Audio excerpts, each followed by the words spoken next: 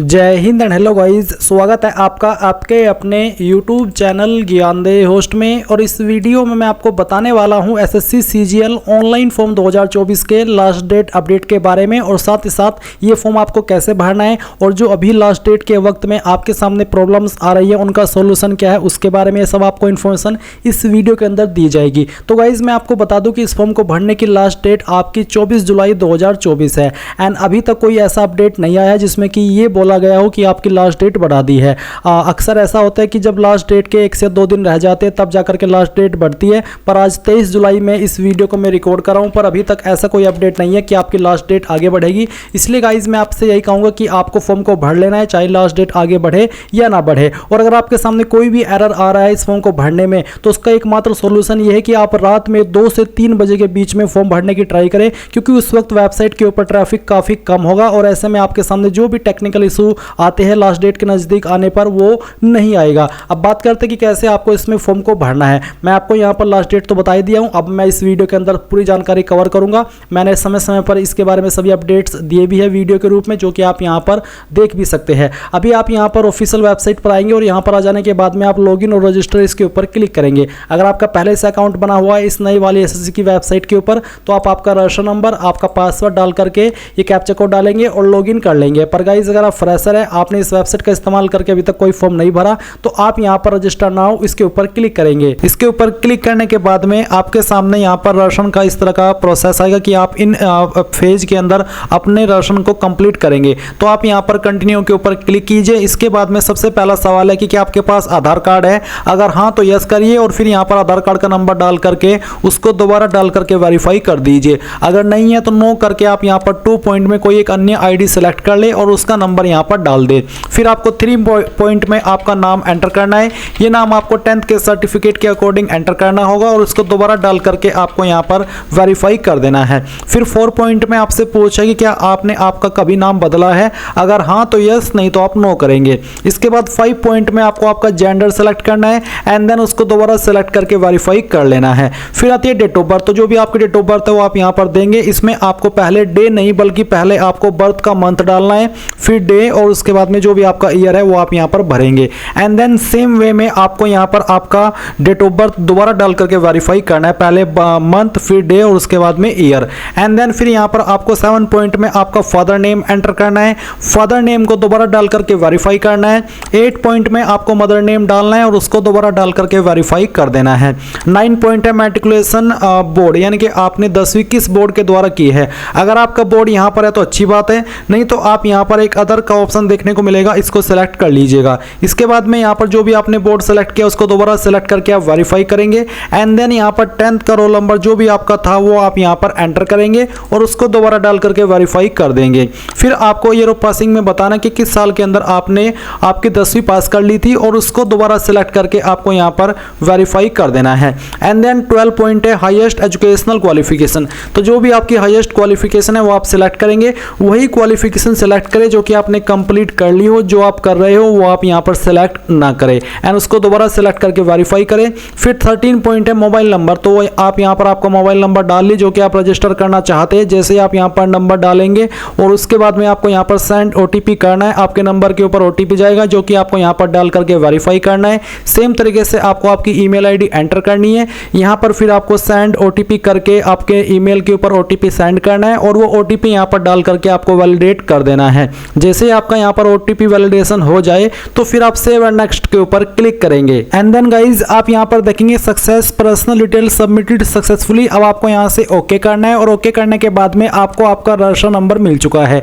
ये नंबर आपको नोट कर लेना है क्योंकि ये आपको फ्यूचर में बहुत काम आएगा एसएससी का कोई भी फॉर्म भरने के लिए। तो अब आपको यहाँ पर क्या करना है, आपको कंटिन्यू के ऊपर क्लिक करना है। अब गाइज यहाँ पर आपके सामने कुछ ऐसा इंटरफेस आएगा, तो आपको यहाँ पर आपका रजिस्टर नंबर डालना है जो कि अभी आपको मिला है और फिर आपको यहाँ पर आपका पासवर्ड ईमेल के माध्यम से सेंड कर दिया है, वो पासवर्ड आप यहाँ पर डालेंगे। एंड उसके बाद में जो कैप्चा कोड आपको दिखाई दे रहा है आपके डिस्प्ले के ऊपर वो आप यहाँ पर डालिएगा एंड देन साइन इन के ऊपर क्लिक कीजिएगा। इसके बाद में यहाँ पर आपको बोला है please set a new password, तो आपको यहाँ पर एक नया पासवर्ड बनाना है, बट पहले आप यहाँ पर आपका ओल्ड पासवर्ड डालें जो कि अभी आपको ईमेल के माध्यम से मिला। एंड देन फिर आप एक न्यू पासवर्ड बनाएंगे जिसमें कि आपको यहाँ पर एक इंग्लिश का कैपिटल लेटर कम से कम एक, स्मॉल लेटर कम से कम एक, ज़्यादा कितने भी रख सकते हैं, एक नंबर और कोई एक स्पेशल कैरेक्टर। एग्जाम्पल मैं आपको यहाँ पर देख करके दिखाता हूँ। आप देख लीजिए, कुछ इस तरह का पासवर्ड आप बना लीजिएगा जिसमें कि इंग्लिश का कैपिटल लेटर भी है, स्मॉल लेटर भी है, स्पेशल कैरेक्टर भी है और डिजिट भी है। तो ये पासवर्ड बनाने के बाद में आप उसको दोबारा यहाँ पर डाल करके वेरीफाई कर दीजिए। फिर आपको यहाँ पर एक सिक्योरिटी क्वेश्चन सेलेक्ट कर लेना है एंड उसका आंसर आपको आपकी मर्जी के अकॉर्डिंग यहाँ पर दे देना है और फिर सेकंड सिक्योरिटी क्वेश्चन आपको सेलेक्ट करना है और फिर उसका जो आंसर है वो भी आपको यहाँ पर डाल देना है एंड उसके बाद गाइज आप सेव एंड नेक्स्ट के ऊपर क्लिक करेंगे। अब आप यहाँ पर देख सकते हैं आपका पासवर्ड सक्सेसफुली क्रिएट हो चुका है। अब आप यहाँ से ओके कीजिए और ओके करने के बाद में आपको यहाँ पर आपके रजिस्टर नंबर एंड जो आपने पासवर्ड बनाया है उसका इस्तेमाल करके कैप्चा कोड डालना है और लॉगिन के ऊपर क्लिक करना है। इसके बाद आप यहाँ पर देखेंगे एडिशनल डिटेल, तो आपको यहाँ पर पहले आपकी कैटेगरी सेलेक्ट करनी है, SC ST OBC या फिर जनरल, तो जो भी है वो आप यहाँ पर सेलेक्ट कर लीजिए। फिर आपकी कैटेगरी दोबारा सेलेक्ट करके वेरीफाई कर ले एंड देन आप यहाँ पर नेशनलिटी के अंदर सिटीजन ऑफ इंडिया सेलेक्ट कर लेंगे। विजिबल आइडेंटिफिकेशन मार्क्स, आपकी बॉडी के ऊपर वो निशान जिससे आपकी बॉडी की पहचान होती है, तो उस मार्क के बारे में आप यहाँ पर लिख देंगे। अगर नहीं है कोई मार्क तो आप नो मार्क लिख दीजिएगा। अगर आप विकलांग है तो आप इस वाले 5 पॉइंट में यस करेंगे, नहीं तो आपको नो करना है। फिर 6 पॉइंट में आपका जो परमानेंट एड्रेस है वो आपको यहाँ पर इस बॉक्स में लिखना है और जो आपकी स्टेट है वो यहाँ से सेलेक्ट कर लेनी है, फिर डिस्ट्रिक्ट सेलेक्ट कर लेनी है और उसके बाद में जो आपका पिन कोड है वो भी आपको यहाँ पर डाल देना है।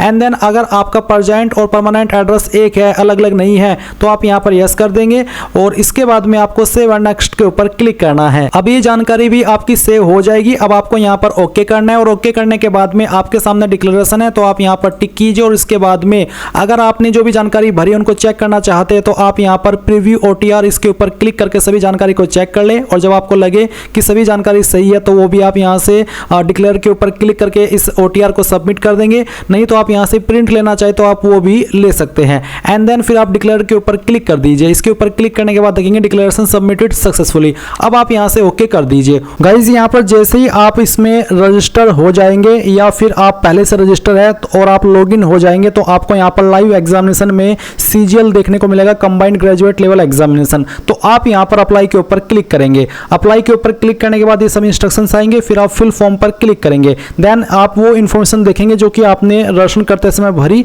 यहाँ पर सभी जानकारी आपको वेरीफाई करनी है एंड देन नेक्स्ट के ऊपर क्लिक करना है और इसके बाद यहाँ से ओके कर देना है। ओके करने के बाद अब आपको यहाँ पर एजुकेशन डिटेल भरनी है। तो 19 पॉइंट में हाईएस्ट एजुकेशनल क्वालिफिकेशन क्या है वही क्वालिफिकेशन सेलेक्ट करिएगा जो कि आपने कंप्लीट कर ली हो। तो यहाँ पर मेरी ग्रेजुएशन है, मैं ग्रेजुएशन सेलेक्ट कर लेता हूँ। फिर एक क्वालिफाइंग यानी कि कौन सी क्वालिफिकेशन से आप इस पर अप्लाई करने के लिए एलिजिबल है। तो बेसिकली ग्रेजुएशन कैंडिडेट इसमें अप्लाई कर पाएंगे। तो आपके पास ग्रेजुएशन है या फिर ग्रेजुएशन के बराबर की योग्यता है या फिर deemed graduation certificate issued by the arm force, तो इनमें से जो भी है वो आप सेलेक्ट कर लिए। अगर आपने सिंपल ग्रेजुएट की है तो आप यहाँ पर ग्रेजुएशन सेलेक्ट कर लीजिए। फिर है इसेंशियल क्वालिफिकेशन स्टेटस यानी कि जो क्वालिफिकेशन आपने सेलेक्ट किया है वो आपने पास कर ली है या भी आप कर रहे हैं। अगर पास तो पास सेलेक्ट करेंगे, अगर अपीयरिंग तो फिर आपको यहाँ पर 2024 ईयर सेलेक्ट करना होगा। पास सेलेक्ट करने के बाद आप आपका रियल ईयर सेलेक्ट कर सकते हैं जिसमें कि आपने आपकी एक क्वालिफिकेशन पास की हो। फिर कौन सी स्टेट के द्वारा पास किया वो स्टेट आप सेलेक्ट करेंगे और उसके बाद में यहाँ पर आपने किस यूनिवर्सिटी से की है वो यूनिवर्सिटी भी आपको सेलेक्ट कर लेनी है। अगर आपकी यूनिवर्सिटी यहाँ पर नहीं है तो आपको अदर का ऑप्शन सेलेक्ट कर लेना है। उसके बाद आप यहाँ पर फाइनल ईयर का रोल नंबर डालेंगे एंड देन आपकी परसेंटेज कितनी थी वो आप यहाँ पर एंटर कर देंगे। अगर CGPA में नंबर है तो परसेंटेज खाली छोड़ करके CGPA भरना है। परसेंटेज अगर आपने भर दिया फिर CGPA आपको भरने की आवश्यकता नहीं पड़ेगी। अब आप यहाँ पर सेव एंड नेक्स्ट के ऊपर क्लिक करेंगे और इससे ओके कर देंगे। अब गाइज आपको एडिशनल इन्फॉर्मेशन में पूछा कि क्या आप एक्स सर्विसमैन है आर्म फोर्सेस के, चाहे नॉर्मल एक्स सर्विसमैन हो या फिर आर्म फोर्स के हो, तो आप यस करिएगा, नहीं तो आपको नो करना है।